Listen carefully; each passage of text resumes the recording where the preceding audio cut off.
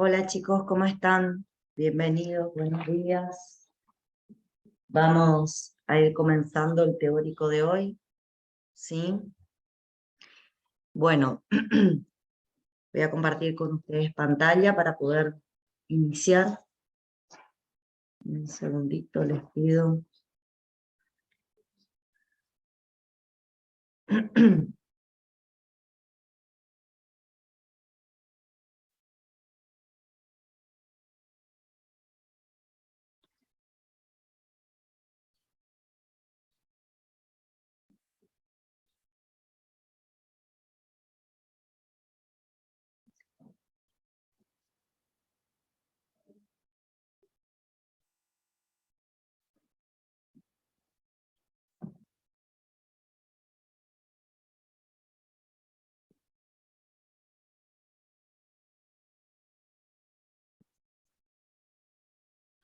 Bueno, ahí estamos.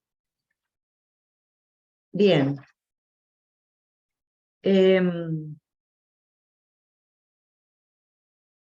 Nosotros, la clase de hoy, vamos a desarrollar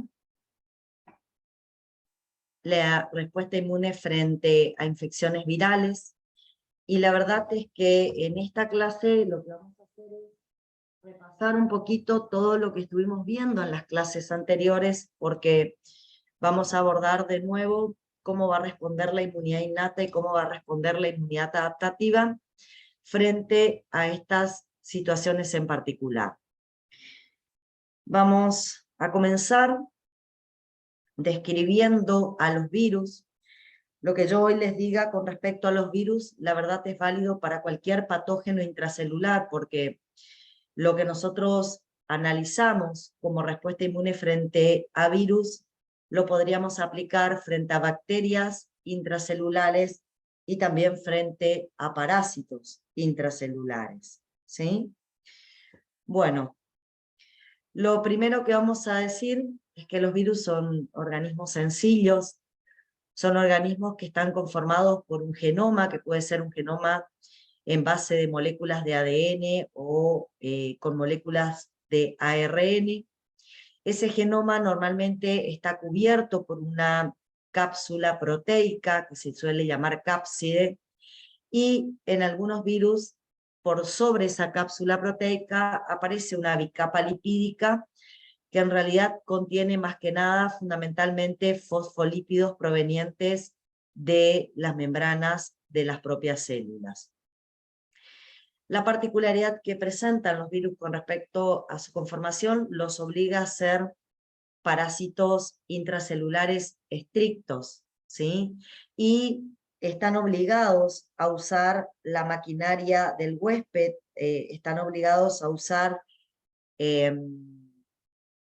todo lo que serían las enzimas para la replicación del genoma y para la síntesis de proteínas del huésped para poder multiplicarse y así continuar el proceso inflamatorio o el proceso infeccioso a nivel de nuestras células. Normalmente el ingreso de una partícula viral a nuestras células requiere el reconocimiento y la adhesión de la partícula viral sobre receptores de nuestras membranas celulares, y una vez que se adhieren a esos receptores de membranas celulares, las partículas virales son endocitadas, así sobre todo su genoma que era liberado dentro de nuestro citoplasma, es transportado al núcleo, donde usando las enzimas de la replicación, multiplicamos el genoma viral usando la maquinaria que normalmente se utiliza para sintetizar proteínas. Sintetizamos las proteínas necesarias para la cápsula que envuelve a ese genoma, y bueno, una vez que tengo todo el material duplicado, todo el material sintetizado, esto se vuelve a ensamblar y el virus emerge del interior de nuestras células por un proceso de brotación o directamente rompiendo las membranas de las células y así liberándose al exterior, ¿sí? Bueno, lo que vamos a ver primero es cómo responde la inmunidad innata ante una infección por patógenos con estas características, patógenos que normalmente se alojan en el interior del citoplasma de nuestras células. Vamos a ver que en el caso de los virus, las mayorías utilizan como puerta de entrada las superficies mucosas, como la superficie respiratoria, la digestiva, la genitourinaria, ¿sí? Y también pueden ingresar a través de la piel, pero en ese caso ingresan a través de directamente al torrente sanguíneo, inoculadas con agujas contaminadas, inoculadas por artrópodos, o también a través de mordeduras de animales que introducen directamente las partículas virales a la sangre a través de la piel. Independientemente de cómo entren, lo primero que tenemos que hacer en el caso de las partículas virales es reconocerlas. Una vez que atraviesan piel y mucosas, los virus buscan las células que son específicas para ellos poder invadir, reconocen esas células a través de receptores de membrana, y normalmente el ingreso a las células propias lo hacen pasando por el compartimento endosómico, o sea, obligan a la célula a la cual van a invadir a que los endociten, y eso hace que las partículas virales, cuando ingresan al interior de células, muchas veces lo hagan a través del compartimento endosómico. Si ingresan a través del compartimento endosómico, pueden las partículas virales, sobre todo el genoma, pueden ser detectadas por receptores que tenemos en la superficie, ¿sí?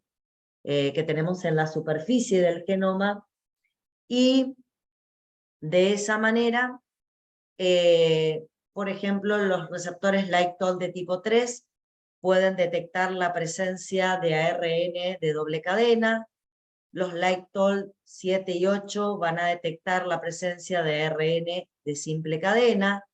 Los LightTOL 9 van a detectar ADN viral, y así a través de los receptores LightTOL podemos poner en evidencia las receptores LightTOL de membrana endosoma, podemos poner en evidencia la presencia de partículas virales.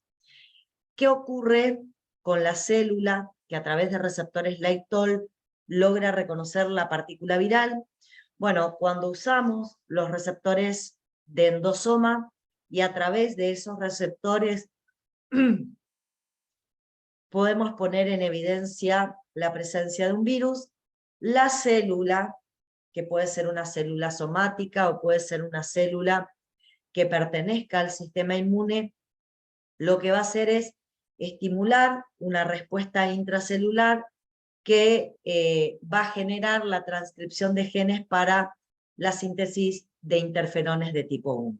O sea, si reconocemos virus a través del compartimento endosómico, podemos de alguna manera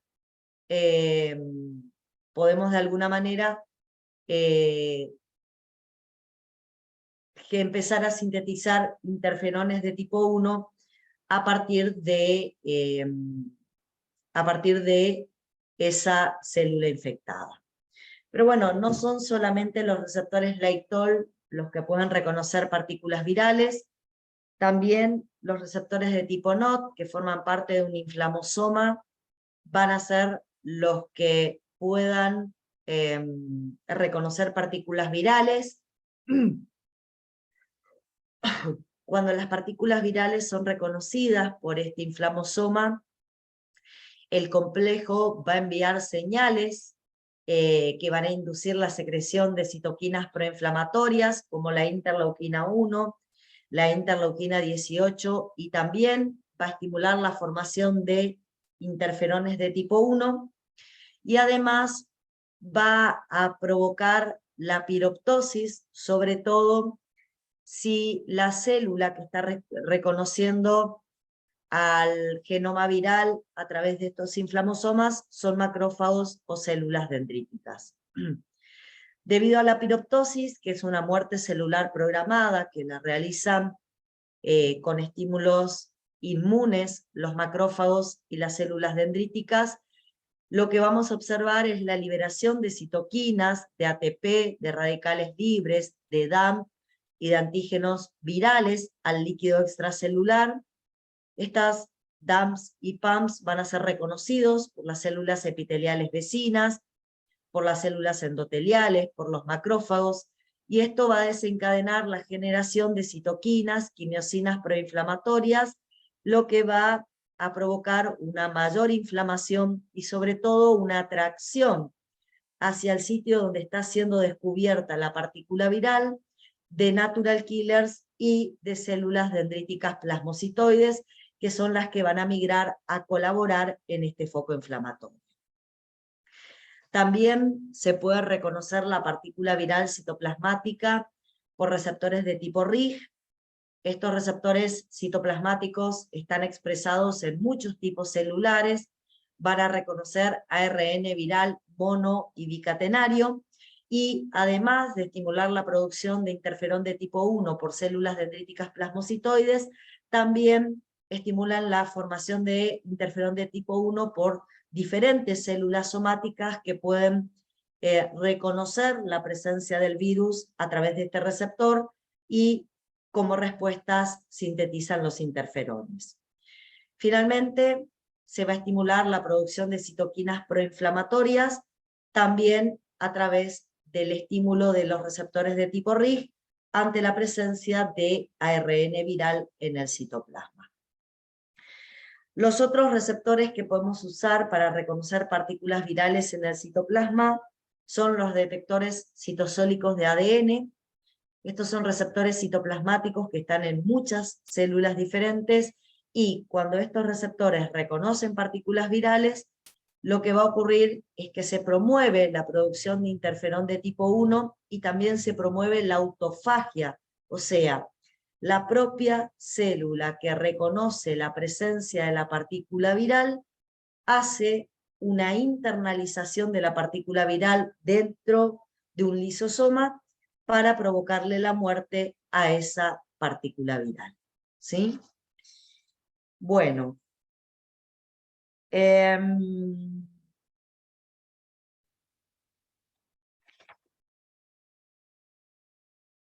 Vamos a continuar. Otro de los receptores que pueden reconocer partículas virales, pero este receptor es bastante específico para el virus del dengue, es el receptor de C-Sign, que es un receptor de lectina tipo C, que está expresado más que nada en células dendríticas convencionales inmaduras y en macrófagos. Este receptor es usado por el virus del dengue para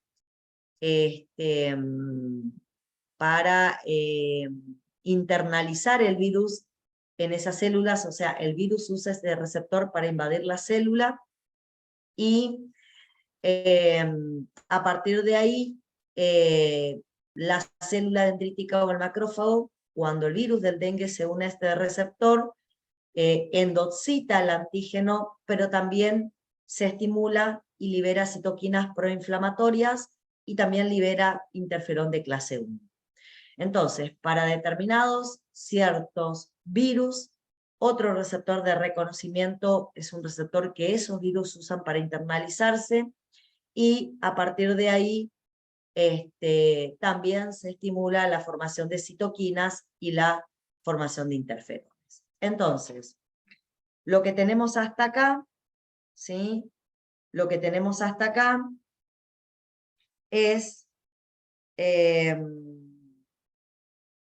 un primer inicio donde se activa la inmunidad adaptativa. Al activarse la inmunidad adaptativa, eh,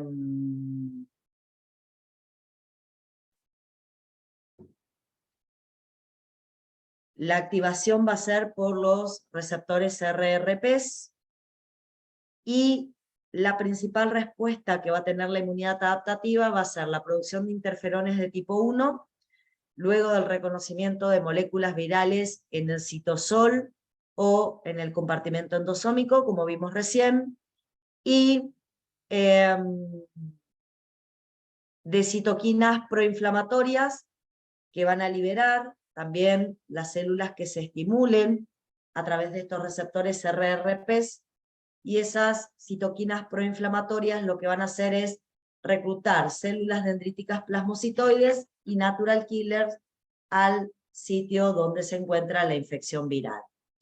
Con respecto a las células dendríticas plasmocitoides, son células que normalmente están en sangre, expresan receptores LightTOL de tipo 7 y 9 en la membrana del endosoma, también expresan receptores de tipo RIG y tienen una extraordinaria capacidad de, una vez que migran al sitio donde están la infección viral y ellas resultan infectadas por virus, tienen la enorme capacidad de producir interferones de tipo 1 luego de que los virus ingresan a su interior.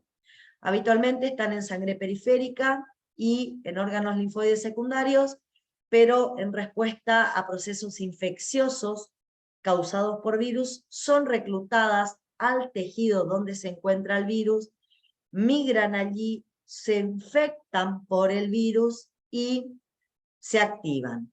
Liberan interferones de tipo 1 en gran cantidad, pero también liberan interleuquina 6, 12, factor de necrosis tumoral alfa y quimiosinas, con los que pueden activar a los natural killers y también activar a la inmunidad adaptativa. Estas células que van a migrar al foco inflamatorio son importantísimas en la infección viral. Entonces, fíjense, teníamos originariamente las células parenquimatosas que estaban infectadas, estas se activan, liberan interferón de tipo 1 y liberan citoquinas y quimiosinas que reclutan a las células dendríticas plasmocitoides y a los macrófagos hacia el sitio donde se encuentra la infección viral. Cuando llegan las células dendríticas plasmocitoides, ellas también resultan infectadas por virus y potencian o generan una mayor liberación de interferón de tipo 1, y los natural killers que llegan van a producir un cuadro de citotoxicidad que es característico de la acción de este tipo de células. Vamos a empezar primero con las acciones del interferón. Vamos a empezar viendo cuál es la acción del interferón. Un segundito, chicos, que voy a conectar mi compu. Ya estoy con ustedes. Un segundo.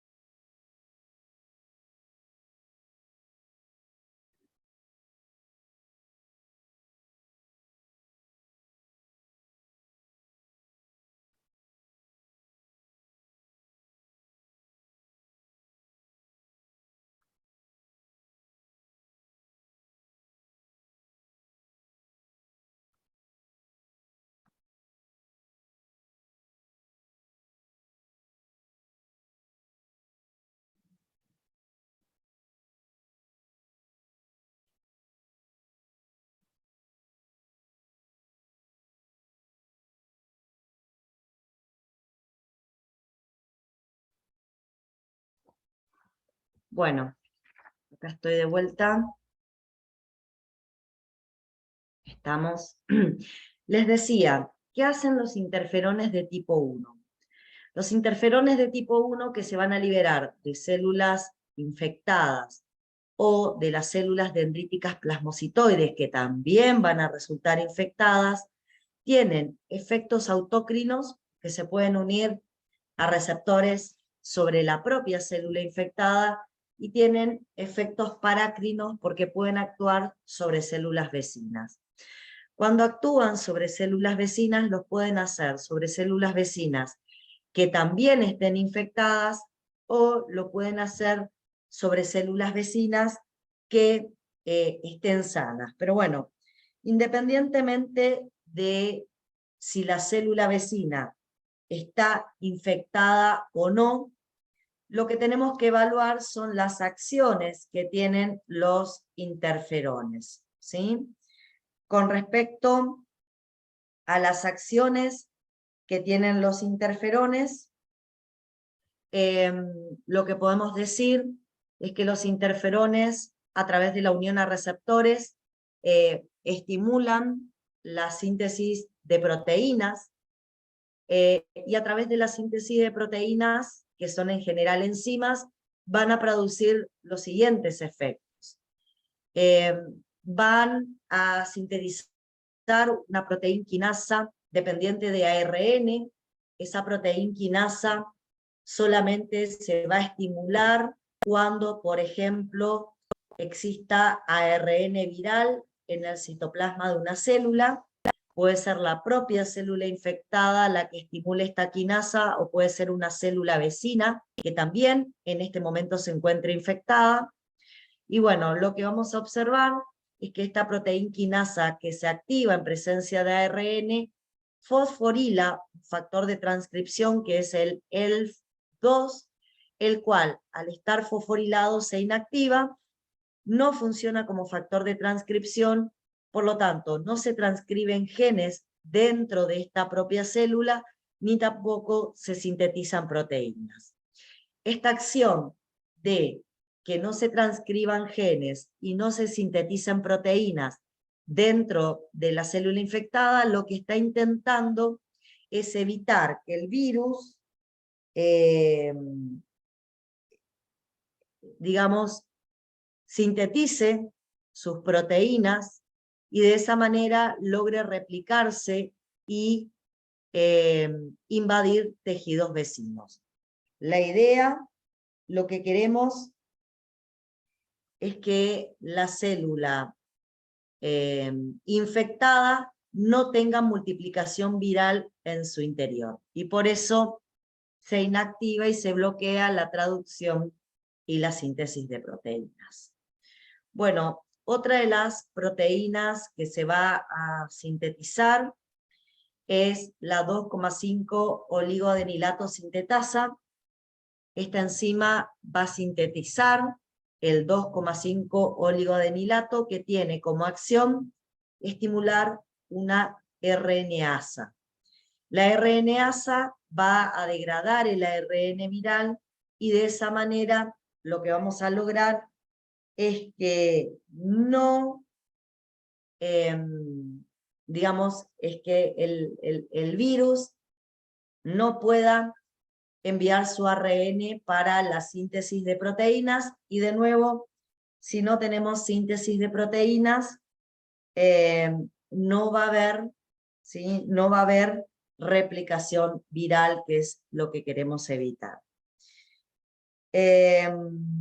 Otra de las enzimas que se va a sintetizar por efectos de los interferones de tipo 1 es una adenosindesaminasa. La adenosindesaminasa lo que va a intentar es desaminar adenosina y así introducir mutaciones dentro del ARN, editar el ARN, introducir mutaciones, y eso va a llevar a que se aumenten el número de proteínas mutadas que se van a generar a partir de ese ARN mutado. También se van a estimular enzimas de tipo GTPasas, que van a tomar a todo el GTP y lo van a transformar en GDP. Eso va a hacer que las proteínas G monoméricas que se encuentran en el citoplasma queden inactivas, porque las proteínas G en presencia de GDP quedan inactivas, y al quedar las proteínas G inactivas, digamos, vamos a evitar que la nucleocápside viaje al núcleo y pueda ensamblar la partícula viral asociándose al genoma que en el núcleo fue duplicado. De alguna manera, con todas estas acciones que están haciendo los interferones de tipo 1, lo que nosotros estamos intentando hacer es evitar que el virus se pueda multiplicar dentro de nuestras propias células y una vez que no se puede duplicar, queda de alguna manera como secuestrado, como encerrado dentro de nuestras propias células, sin poder salir e invadir células vecinas. Queda vivo, pero queda secuestrado en el interior de nuestras propias células. Bueno, a su vez, los interferones también tienen otras funciones.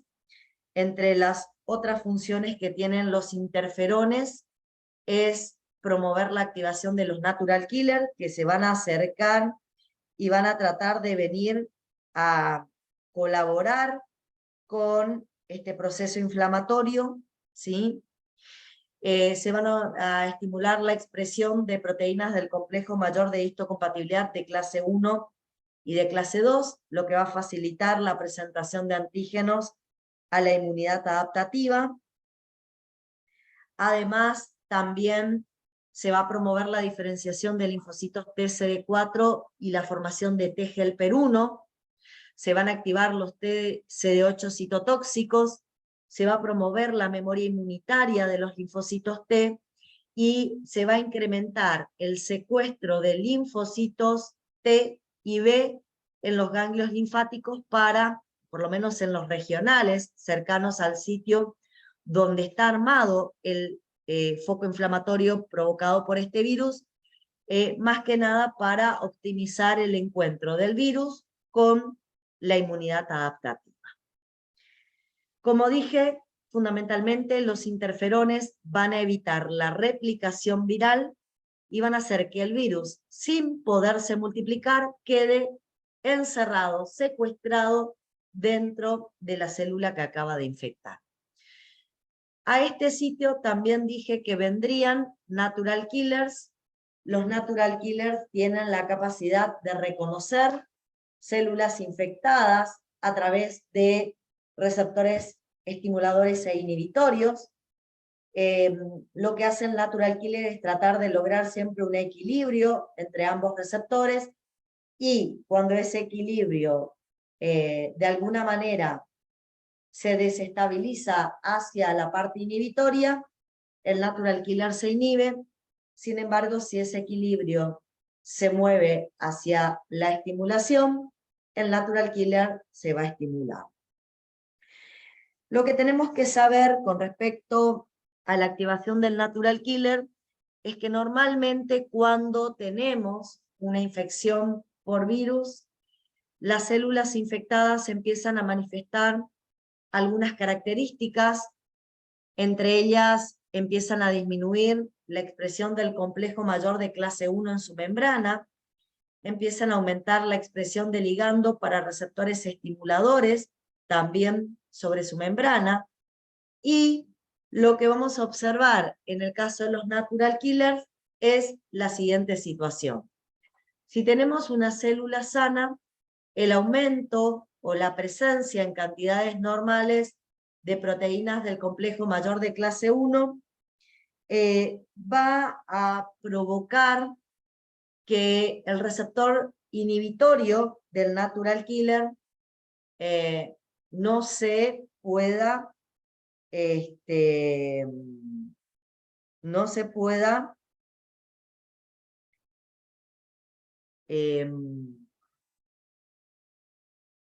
a ver, la presencia de ligandos para el receptor inhibitorio del natural killer hace que el natural killer no se pueda activar y permanezca inhibido.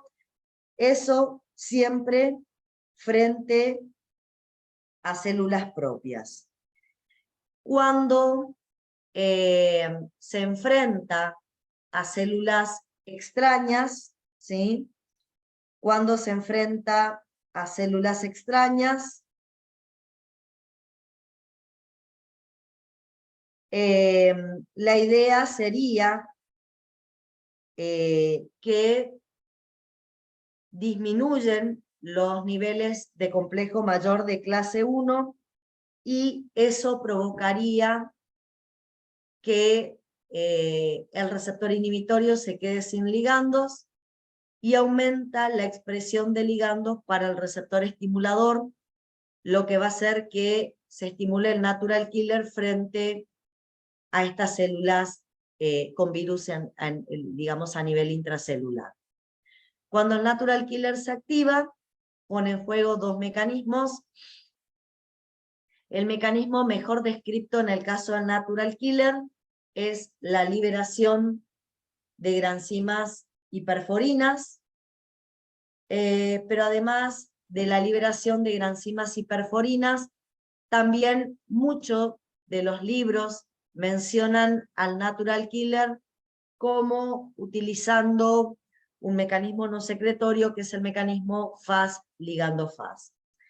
En el caso del primer mecanismo que mencioné, el mecanismo secretorio, sabemos que los natural killer tienen en vesículas citoplasmáticas, tienen granzimas hiperforinas. Esas granzimas hiperforinas son volcadas al líquido extracelular. Las perforinas fundamentalmente son utilizadas para generar una especie de poro en la membrana de la célula infectada y a partir de ahí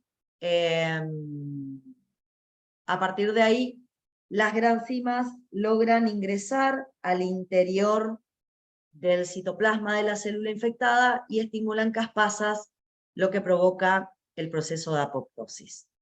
Ese proceso de apoptosis también en el caso de los natural killer se los puede describir de otra manera, indicando que el natural killer cuando se activa expresa el ligando Fas, que aparece acá.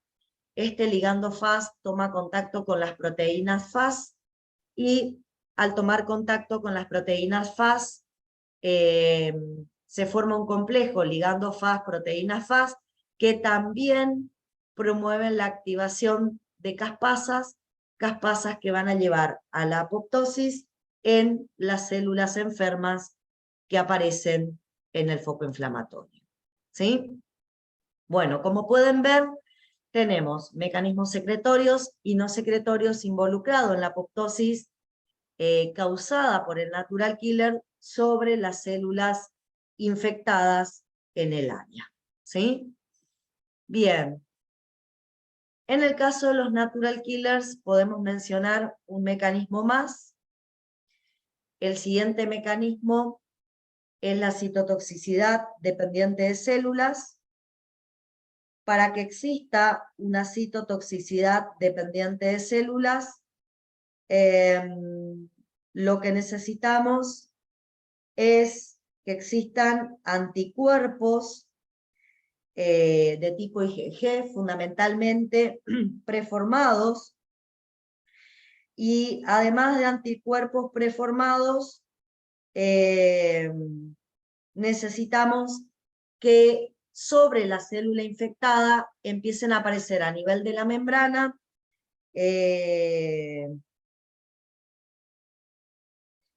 proteínas virales que están dentro de la célula.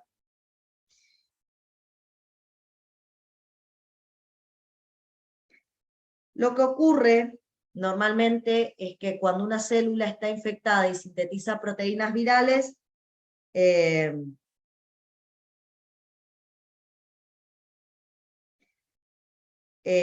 sintetiza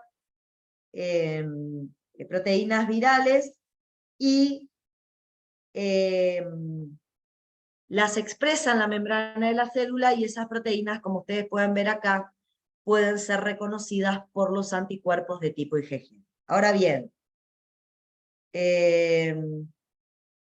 yo quisiera que ustedes piensen qué tiene que pasar para que yo ya tenga anticuerpos IgG frente a proteínas virales.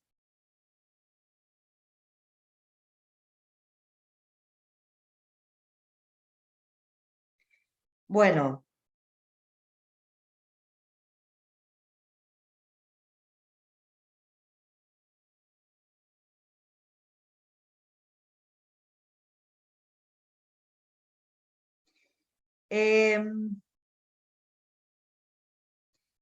lo que podríamos pensar,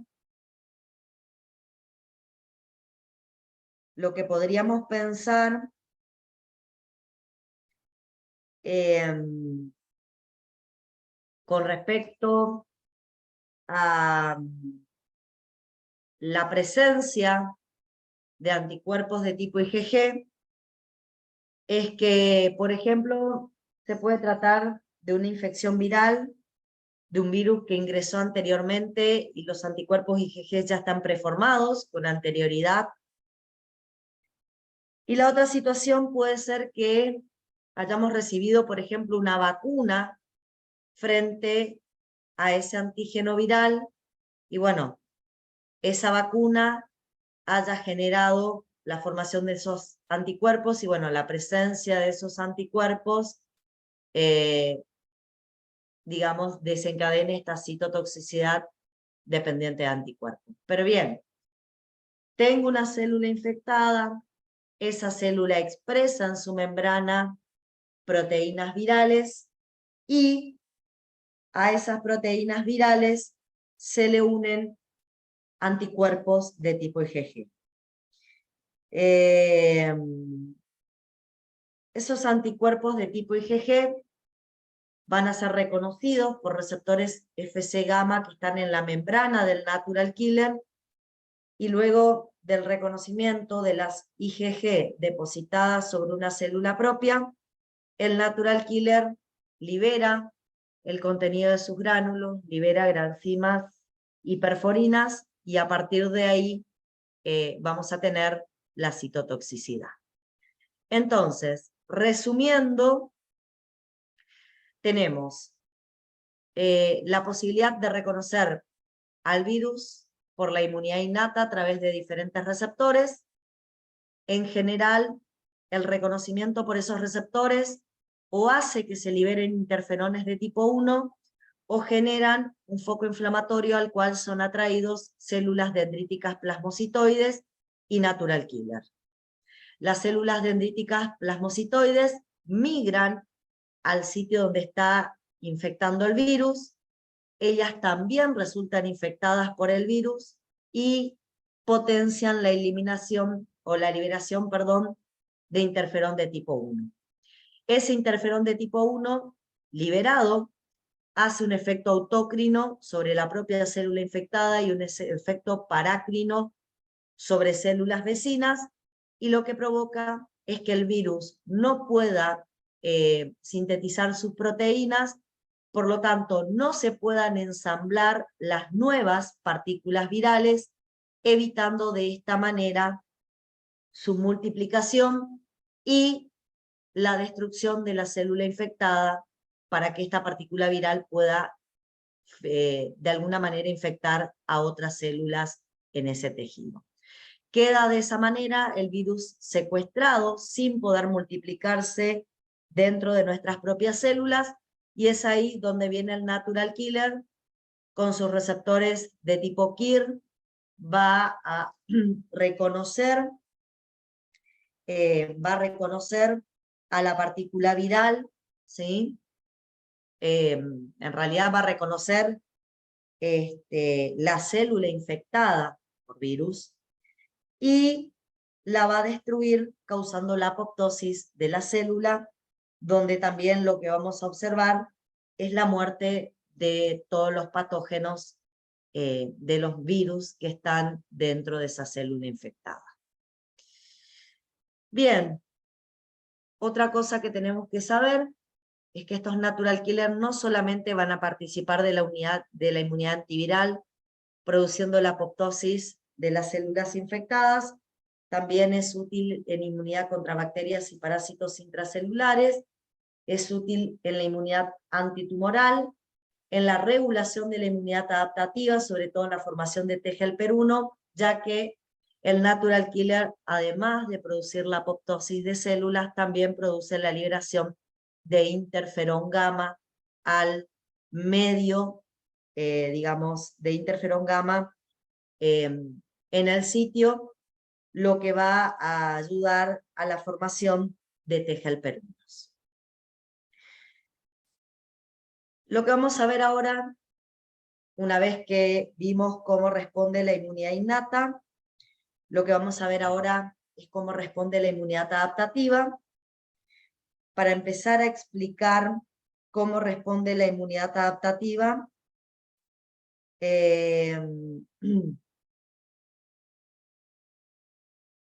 tenemos que pensar que en el caso de los linfocitos T,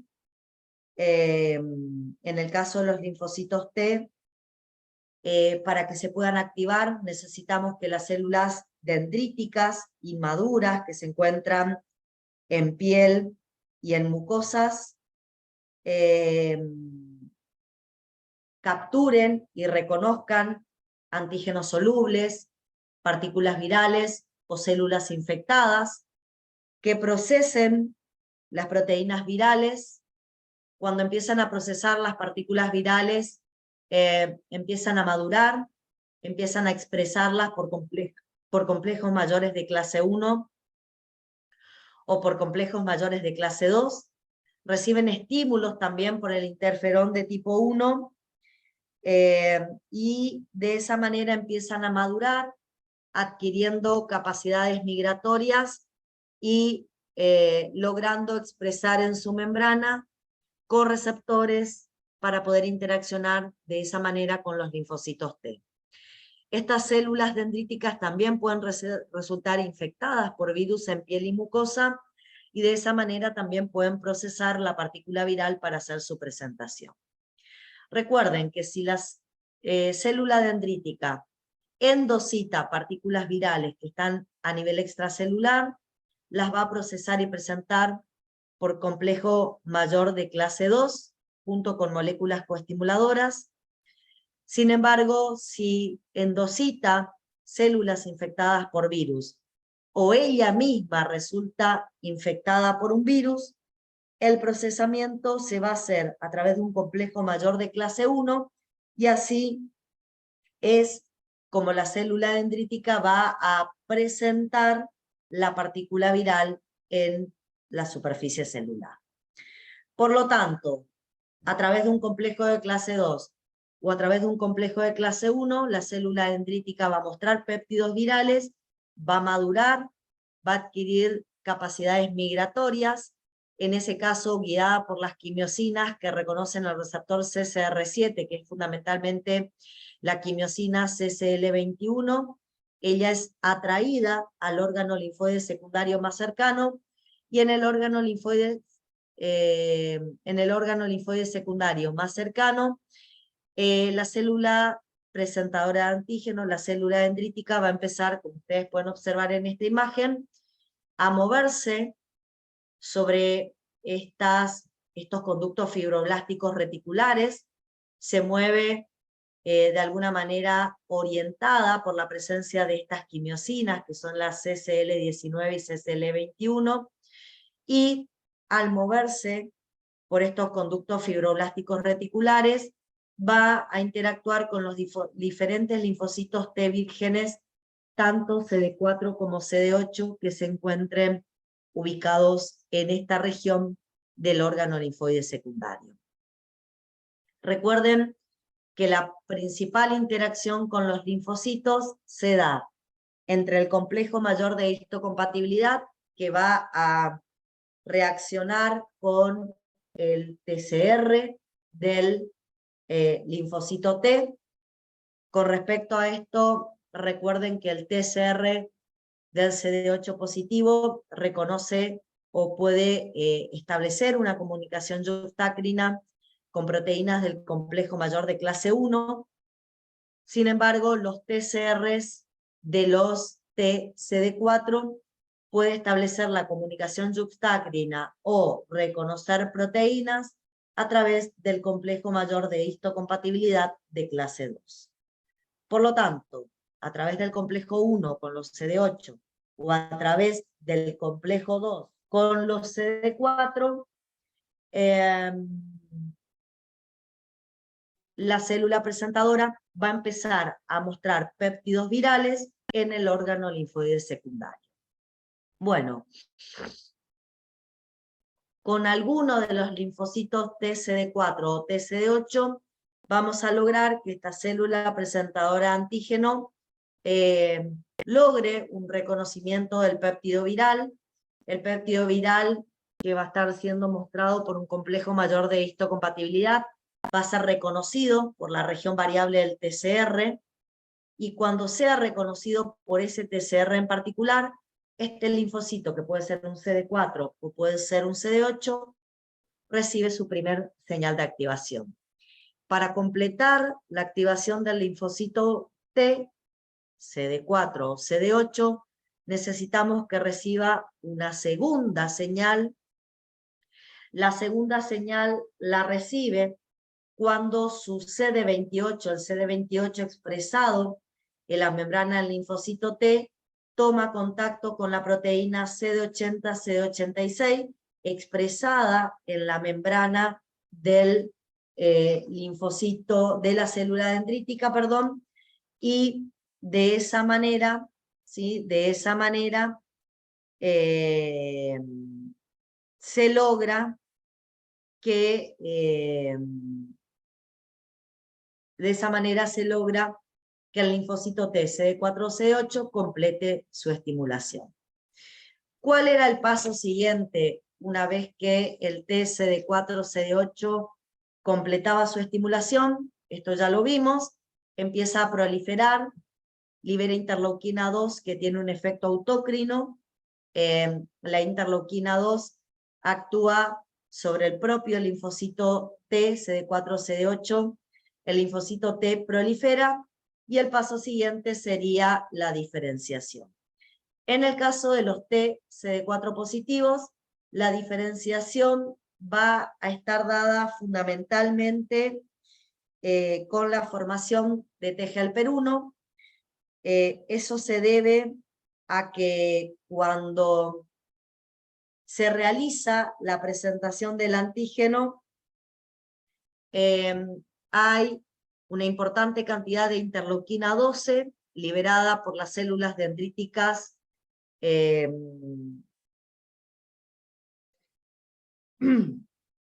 liberada por las células dendríticas plasmocitoides que se activaron en el foco inflamatorio. También hay una gran cantidad de interferón gamma liberada por los natural killers que se activaron en el foco inflamatorio. Y entonces estas citoquinas van a promover la diferenciación hacia TGLPER1. La mayor parte de los linfocitos T, CD4, que reconocen el antígeno a través del complejo mayor de clase 2, van a terminar siendo diferenciados a un TGLPER1. Sin embargo, no lo puse acá, pero algunos TCD4 van a interaccionar con células presentadoras de antígeno, van a hacer el reconocimiento del péptido con elevada afinidad y bajo la presencia de interleuquina 21, que va a liberar la propia célula presentadora, y vamos a ver que algunos de esos linfocitos T que están reconociendo el antígeno con elevada afinidad al interaccionar con la célula presentadora y toman contacto con la interleuquina 21 que libera la célula presentadora, se van a diferenciar en T helper foliculares que también van a tener una función en esta respuesta inmune frente a virus. La diferencia simplemente va a ser que los T helper 1, para producir su respuesta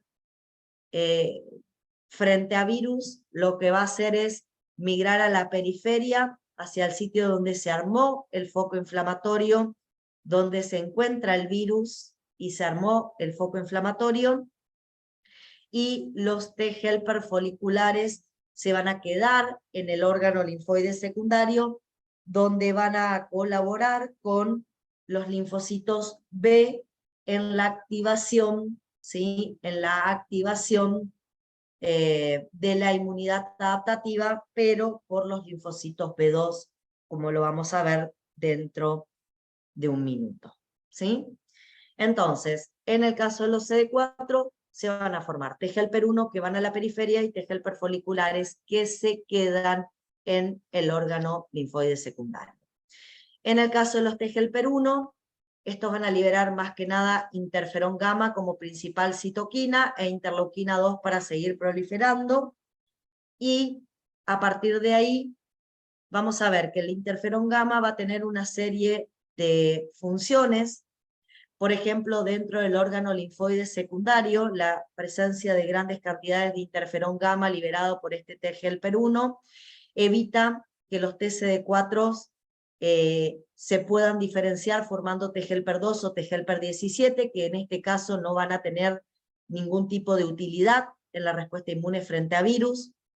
También el interferón gamma va a actuar sobre los linfocitos B, fundamentalmente cuando los linfocitos B estén realizando su switch isotípico, y en ese caso van a favorecer un switch isotípico que va a generar la formación de IgG cuando se generen las células o los plasmocitos luego de la diferenciación final de los linfocitos B. A nivel periférico, sobre los macrófagos, van a activarlos en su forma clásica, aumentando la muerte de aquellos patógenos que el macrófago pueda tener fagocitado. También van a hacer que los macrófagos liberen citoquinas proinflamatorias y aumenten la expresión de moléculas del complejo mayor de histocompatibilidad y de coestimuladores para colaborar con la respuesta inmunoadaptativa que va a llegar junto con los T helper 1 al foco inflamatorio. Con respecto a las siguientes acciones que van a tener las moléculas de interferón gamma, este va a actuar sobre los natural killers y sobre los TSD8 positivos, estimulando la capacidad citotóxica de ambas células, lo que va a potenciar la destrucción de células infectadas por virus en los tejidos periféricos.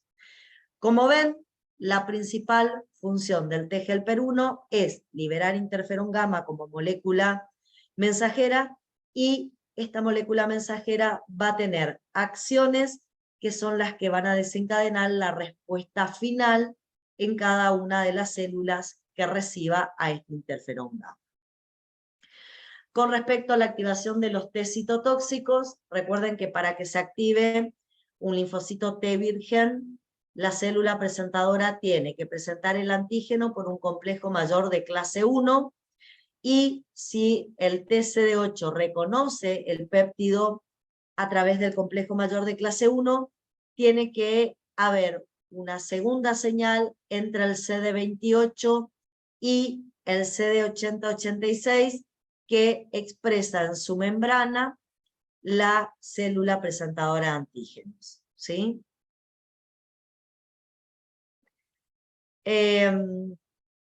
Acá tienen el complejo mayor de clase 1 mostrando el péptido viral al TCR y el CD80-CD86 sobre la membrana de la célula presentadora y el CD28 sobre la membrana del TCD8 virgen. Cuando esas dos interacciones se producen, se activa el TCD8 virgen, libera interleuquina 2 con efecto autócrino, prolifera, eso más o menos tarda 2 a 10 días, y luego de la proliferación directamente se diferencia en linfocitos T citotóxicos y en linfocitos TCD8 de memoria. Los linfocitos T citotóxicos se van a tejidos periféricos, donde van a tratar de identificar células infectadas y las células T de memoria van a quedar en el órgano linfoide secundario para un próximo posible encuentro con el mismo antígeno. ¿Qué hace el TCD8 a nivel periférico? Bueno, empieza a censar en el sitio donde es atraído, porque se formó un foco inflamatorio a causa de la presencia de virus. En ese sitio empieza a censar la superficie de células propias, empieza a observar los péptidos que las células propias muestran a través del complejo mayor de clase 1, hasta que logre identificar células propias que a través del complejo muestran el péptido viral que le dio lugar a su estimulación en el órgano linfoide secundario. Cuando la célula T, CD8, reconoce la presencia de un péptido viral sobre una célula propia, se adhiere por moléculas de adhesión y pone en juego su mecanismo de citotoxicidad. ¿Sí?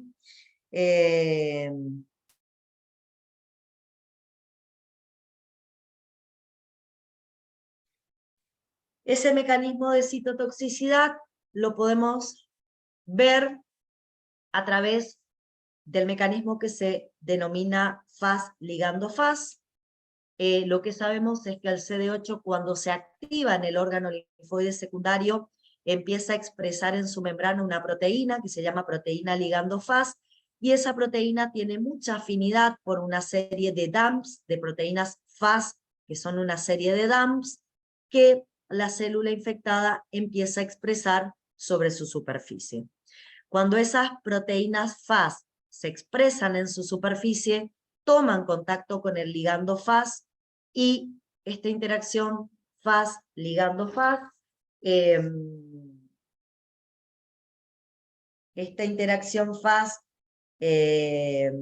ligando Fas hace que se active la apoptosis de células infectadas, y de esa manera se mueren las células por apoptosis. ¿Sí? Bueno, el otro mecanismo es bastante conocido, porque vamos a ver que acá ya el natural killer y el CD8 van a compartir mecanismos citotóxicos. El otro mecanismo conocido que tiene el CD8 es la expresión en su membrana de,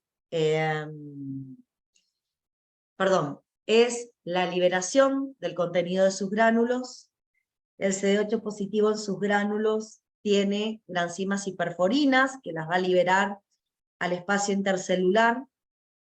Esas granzimas hiperforinas van a actuar sobre la célula infectada. En particular, las perforinas van a formar un poro. A través de ese poro van a ingresar las granzimas, y las granzimas, una vez que llegan al citoplasma de la célula infectada, provocan la apoptosis activando caspasas, y de esa manera también se empiezan a morir las células infectadas. Entonces, si resumimos un poquito hasta acá, cuando activamos la inmunidad adaptativa, en particular cuando activamos la inmunidad mediada por linfocitos T, vamos a observar la formación de T helper 1, de T helper foliculares. Los T helper 1 van a migrar a la periferia, van a liberar interferón gamma. A través del interferón gamma fundamentalmente se van a activar natural killers, CD8 positivos y macrófagos.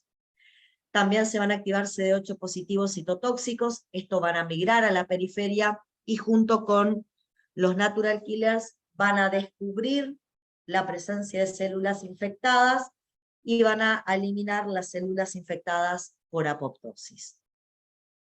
En este punto quiero hacer una aclaración. Si bien el CD8 citotóxico reacciona de la misma manera que un natural killer, por favor no confundan la manera en que el CD8 reconoce células infectadas, porque es totalmente diferente a la manera en que el natural killer reconoce células infectadas. Si repasamos, el natural killer reconoce células infectadas a través de receptores específicos estimuladores e inhibitorios, que son receptores de las familias KIR, de tipo inmunoglobulinas.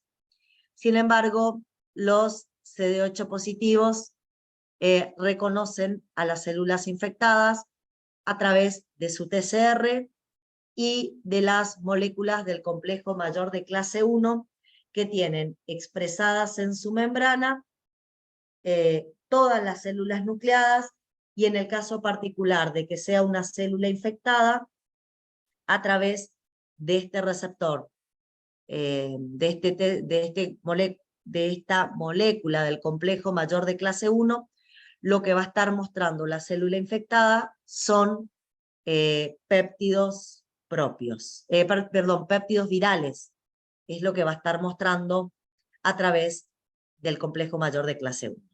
Y eso es lo que va a reconocer el TCR del CD8, los péptidos virales que se estarían mostrando a través del complejo mayor de clase 1. Bueno, lo otro que también se va a activar en esta infección viral van a ser linfocitos B de la inmunidad adaptativa. En el caso particular de los linfocitos B, estos se van a activar porque las partículas virales de forma nativa se van a reconocer por los TCRs, tanto de los B1 y los BZM como los B2. En el caso de los B1 y los BZM, cuando la partícula viral es reconocida por el BCR, a la vez también es reconocida por una proteína coestimuladora que se encuentra sobre la superficie de el linfocito B1 BZM, y de esa manera el B1 y BZM se estimula frente a la infección viral. Es bastante raro que estos linfocitos se estimulen frente a una infección viral, porque recuerden que reconocían más que nada antígenos que eran lípidos, y fundamentalmente el virus tiene la cápsula proteica que lo recubre y es lo que va a presentar como primera estructura a los receptores de reconocimiento de antígeno. Pero bueno, en el caso que se activen linfocitos B1 o BZM, se van a transformar en células plasmáticas secretores de anticuerpo de vida media corta, y lo que fundamentalmente van a secretar son anticuerpos de tipo IgM. Sin embargo, el linfocito B que con mayor frecuencia se activa frente a virus es el B2. ¿Por qué? Porque tiene un BCR que reconoce más que nada a través de sus regiones variables péptidos o proteínas, y es lo que va a expresar fundamentalmente en su membrana el virus. Cuando llega el virus a la zona de los folículos linfoides en el órgano linfoide secundario, puede tomar contacto con los BCRs de los linfocitos B2 vírgenes, y si alguno de los linfocitos B2 vírgenes reconoce la partícula viral, al tomar contacto su BCR con esa partícula viral, el linfocito B2 virgen va a recibir su primera señal de estimulación. A partir de recibir su primera señal de estimulación, lo que hacía, si ustedes recuerdan, el linfocito B2 es endocitar la partícula viral, procesarla y presentarla a través de un complejo mayor de histocompatibilidad de clase 2, y así en el folículo linfoide, en el órgano linfoide secundario, interaccionaba con los linfocitos T helper foliculares que migraban para esta interacción. Como pueden ver, acá tenemos a los linfocitos B con su BCR reconociendo probablemente al péptido viral. Si lo reconoce y recibe la primera señal de estimulación, lo endocita y lo presenta a través de un complejo mayor de clase 2. Es con ese complejo mayor de clase 2, el linfocito B2 interactúa con T helper foliculares que, como dije, se forman dentro del órgano linfoide secundario, y si hay un reconocimiento antigénico, o sea, el TCR del T helper folicular reconoce el péptido viral que le está mostrando el linfocito B a través del complejo mayor de clase 2, el T helper folicular libera interleuquina 21, lo que le daba particularmente al linfocito B2 la segunda señal de estimulación para,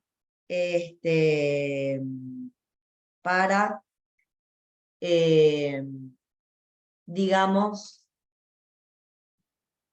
terminar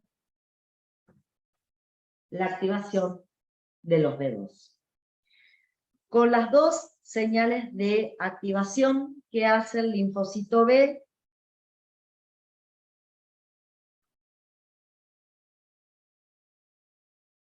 que hace una vez que logra las dos señales de activación, bueno, una vez que logra las dos señales de activación, vuelve, se acomoda en el centro del folículo y a partir de ahí empieza a proliferar.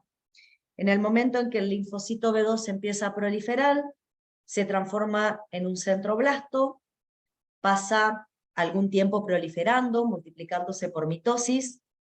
Una vez que esa mitosis concluye, abandona la zona oscura donde están los centroblastos, algunos todavía aún proliferando, y se ponen en la zona más clara del centro germinal. En estas zonas más claras aparecen como centrocitos. Algunos de los centrocitos que llegan a la región clara directamente se transforman en células plasmáticas y empiezan a secretar IgM en el órgano linfoide secundario. Son células plasmáticas de vida corta que van a quedar más o menos unos 15 o 20 días secretando IgM en ese sitio, y el resto de los centrocitos atraviesa lo que se denomina un switch isotípico y una hipermutación somática para completar su proceso de maduración. Con respecto al switch isotípico que ocurre en el centro germinal, lo que se hace es cambiar la porción constante que había sido seleccionada durante el proceso de ontogenia y que estaba asociada a los genes que codificaban la región variable del BCR. Cambiamos el gen constante MU por un nuevo gen constante. En este caso en particular, los altos niveles de interferón gamma promueven un cambio del gen constante MU por un gen constante delta, y de esa manera, en este switch isotípico, como ustedes pueden ver, en el genoma de este centrocito, el gen constante MU va a quedar eliminado y va a ser un gen constante gamma el que se va a asociar a los genes que codifican la región variable de SBCR. Este switch isotípico, este cambio en el gen constante, va a habilitar a que este centrocito, en el momento en que se transforme en una célula plasmática, se pueda transformar en una célula plasmática secretora de IgG. Con respecto a la hipermutación somática, vamos a ver que dentro del centro germinal, los genes que codifican la porción variable de la cadena pesada y liviana de las inmunoglobulinas van a sufrir mutaciones puntuales. Luego de cada mitosis posterior a esa mutación, los centrocitos hijos van a mostrar dominios variables diferentes en sus BCRs respecto al linfocito que le dio origen, y a partir de ahí lo que tenemos que hacer es justamente evaluar esas regiones variables y evaluar su afinidad con el antígeno que provocó esta estimulación. En este centro germinal, me gustaría mostrarles acá, los centrocitos están en contacto con una célula dendrítica folicular. Esta célula dendrítica folicular tiene atrapada partículas virales en su membrana a través de receptores, y lo que vamos a hacer es que los centrocitos van a poner en contacto la región variables de sus inmunoglobulinas, ahora nuevamente con la partícula viral.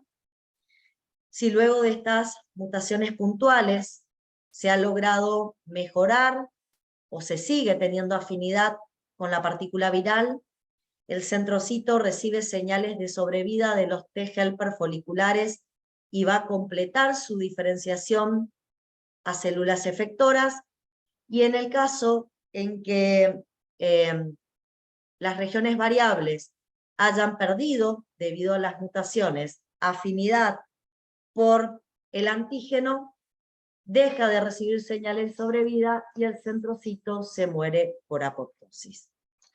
Solamente los centrocitos que recibieron señales de sobrevida completan su diferenciación, y la diferenciación es a células B de memoria, que pueden quedar circulante o pueden quedar en los tejidos linfáticos secundarios, y a células plasmáticas que van a secretar a partir de ahora IgG.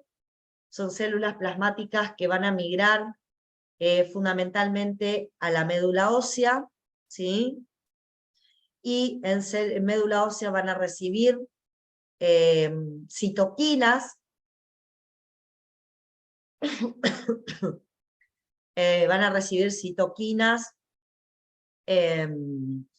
por parte de células del estroma, y eso le van a dar una vida medianamente larga. Durante el tiempo ese van a secretar IgG desde médula ósea.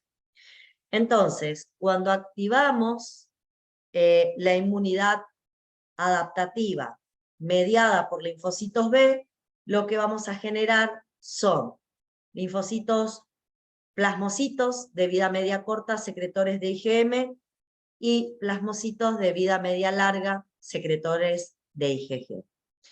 ¿Qué función van a tener esos anticuerpos? Bueno, esos anticuerpos, la IgM y la IgG, podrían unirse a partículas virales circulantes en líquido extracelular y podrían de esa manera neutralizar las partículas virales. Lo otro que podría hacer es opsonizar partículas, podrían opsonizar partículas virales y de esa manera marcarlas para que los fagocitos las puedan endocitar. Lo otro que podría hacer, y en este caso fundamentalmente, la opsonización es más que nada por IgG. Las IgG también se podrían unir sobre la superficie de células propias infectadas, ¿sí? Sobre la superficie de células propias infectadas, y a partir de ahí podrían marcarme una célula infectada que va a ser reconocida por el natural killer, y eso podría provocar la citotoxicidad dependiente de anticuerpos. O la IgM y la IgG se podrían unir a digamos, partículas virales solubles en líquidos biológicos y activar la vía clásica del complemento, y a través de la activación de la vía clásica del complemento, lo que podríamos hacer es la unión de C3b a la partícula viral para que sea nuevamente reconocido por fagocitos, o la liberación de anafilotoxinas y quimiosinas que intensifiquen la formación del foco inflamatorio. Lo que no sería válido en este caso, en el caso de partículas virales, es la formación del poro de ataque lítico a la membrana, porque el poro difícilmente se formaría sobre la superficie de virus, por lo tanto, ese no sería un mecanismo que tendría el sistema del complemento en su activación frente a las partículas virales. Lo único que nos serviría, si se activara el complemento, es que se formen C3b, que me opsonicen y marquen la partícula viral soluble, el líquido extracelular, y la liberación de C3a y C5a, que potencien el foco inflamatorio. ¿Está?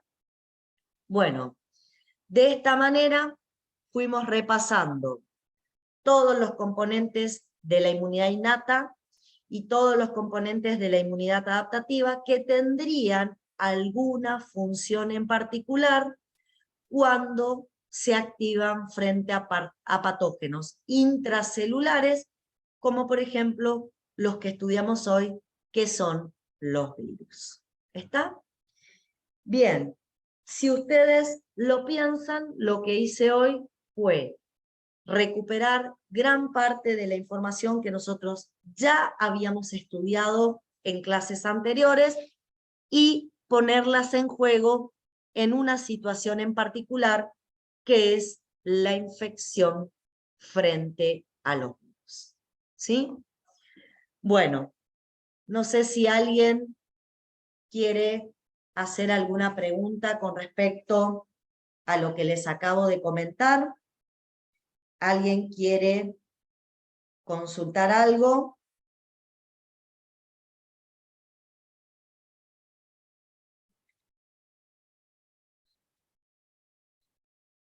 ¿Nada?